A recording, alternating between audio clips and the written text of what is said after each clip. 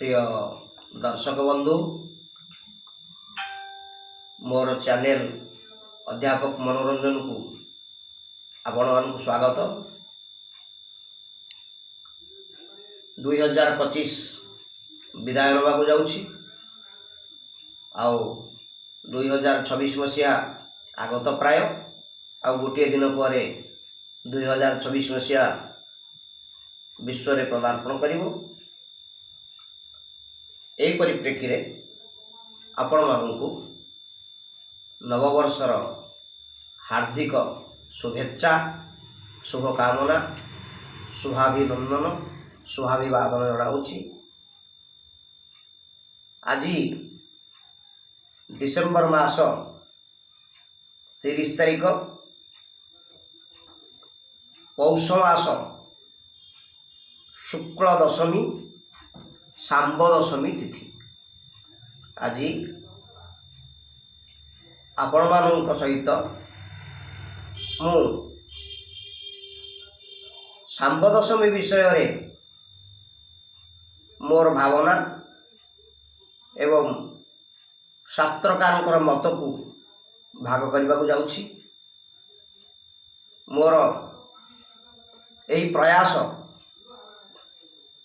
आपण मानकु जदि किसी उपकार पई आसीबो आपण को भल लागिबो ताले निश्चय वीडियोटी को लाइक करिवे कमेंट करिवे शेयर करिवे। आसंतु सांब दशमी विषय आलोचना करिबा। सांब दशमी रो मुख्य बिंदु होउछि सूर्य पूजा। ओम जवा कुसुम संकाशम काश्यपेयं महाद्युति ध्वंतारी सर्व पापग्नम प्रणतोस्मि दिवाकर। सूर्य देवता विश्व ब्रह्मांडर जीवंत देवता जहाँ को आम सूर्य नारायण बोली कही था। आमर मुनि ऋषि माने क्यों आदिम कालरू जानी सूर्य ही सकल शक्तिर आधार आओ सूर्य ही समस्त चर्म रोगर निराकरण पई एकमात्र औषधि सूर्य किरण। से गल्प माध्यम ऋषि मुनि माने जनसमाज को उपदेश दवा को जाई अनेक ग्रंथ रचना करिसंती। किछि ग्रंथ रे सत्यता मध्य थाई पारे। एई जेमिति आमे आजिर सांब दशमी विषय आलोचना करिया को जाउछे। आपण माने जानंती सांब होउछंती श्री कृष्णकर पुत्र। थरे श्री कृष्ण पाट महिषी तांकर रुक्मिणी आउ तांकर द्वितीय पाट महिषी होउछंती सत्यभामा। सत्यभामा सहित श्री कृष्णकर किछि गभीर आलोचना विषय थाए। तेणु से द्वार पाखरे सांब को जगई देले कहले सांब मो मां को सहित किछि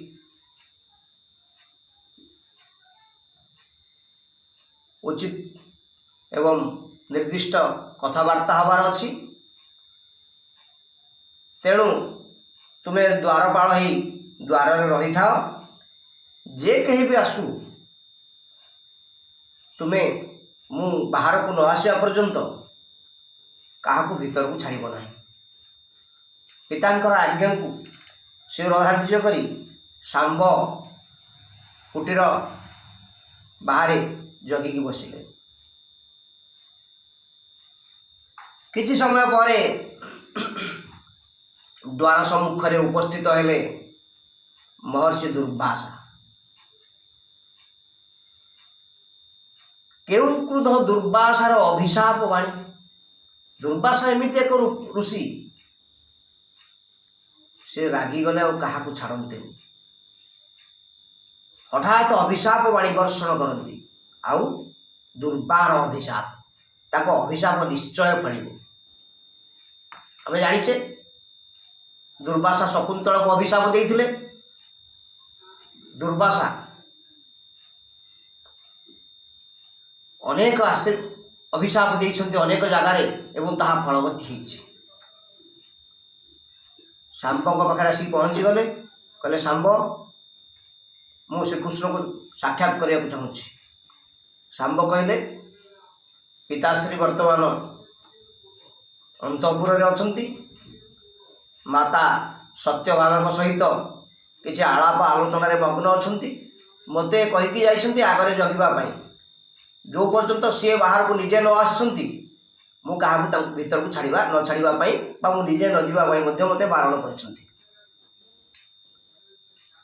अग्निशर्मा दुर्वासा ऋषि कौन दुर्वासा ऋषि की भी नुहे तुम क्या छाड़बनी ठीक अच्छे दुर्वासा ऋषि को छाड़बनी तुम एत साहस तुम जाच मु अभिशाप देले तुम ये द्वारका नगरी को ध्वंस कर दे पारे तो द्वारका नगरी को जाली दे पारे तो कौन बोली भावुच दुर्वासा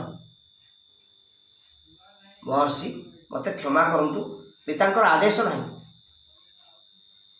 मत द्वितीय बार लगाओनी शांब जदि तुम्हें तुम पितांकर तुम राज्यर मंगल चाहूच ताले श्रीकृष्ण को शीघ्र मो पाखक डका राज्यर मंगल पाई शांब कहले पछे पितांकर जहा अभिशाप पड़ू पिता मो उपरे क्रोधी हुंतु मते जीवा को पड़ो पिता को डाकिया पिता पिता कही घर भितर प्रवेश कर। श्रीकृष्ण कहले मु ते मना करी तो घर भीतर को मोर 12 सत्य पशि आसिलु मु ते अभिशाप दौची ते कुष्ठ रोग हो जाऊ से अभिशाप को शांब मथापाती सही कहले कौन आसु कड़ा कहीं आसिलु ना दुर्वासा एमती आसिक अच्छा क्रोधित होती मुझे को देखा न करने कह खूब रागिकी अभिशाप देवाई कहते राज्य ध्वंस करने कहते तेणु बाध्य आसली हठात रागी जारू श्रीकृष्ण निजर अनुताप कर निजर प्रिय पुत्र शांब किपरि रोगमुक्त हम से कथा दुर्वासा को पचारि। दुर्वासा कहते जदि शांब उत्कल चंद्रभागा नदी तीर रे जाई सूर्य को उपासना करिवे सूर्य को तपस्या करिवे ताले से रोगमुक्त हो पारिबे। दुर्वासांकर उपदेश मानी शांब पौष मास दशमी तिथि रे सूर्य को उपासना लगी आसी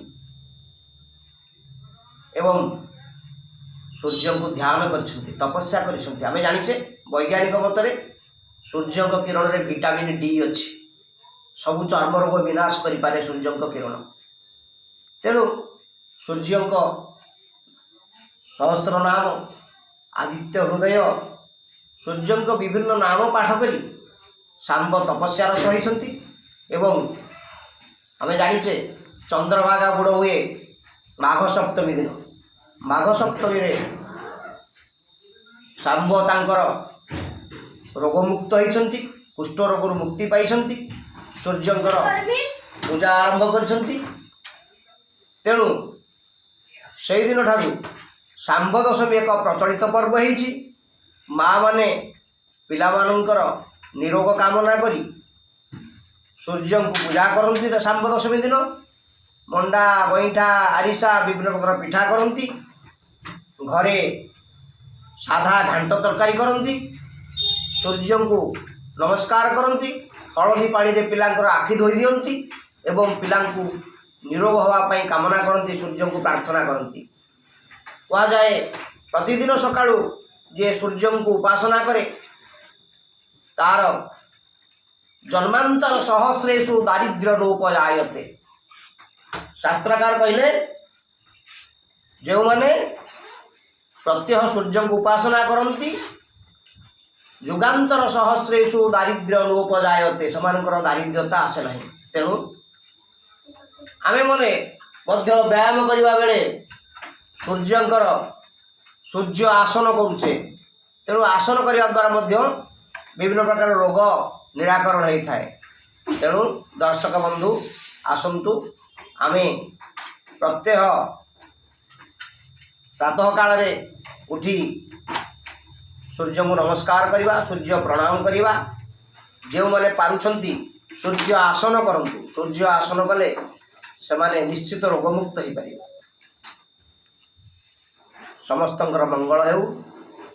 शुभ वर्ष शुभ नववर्ष आपणकर शुभंकर हो।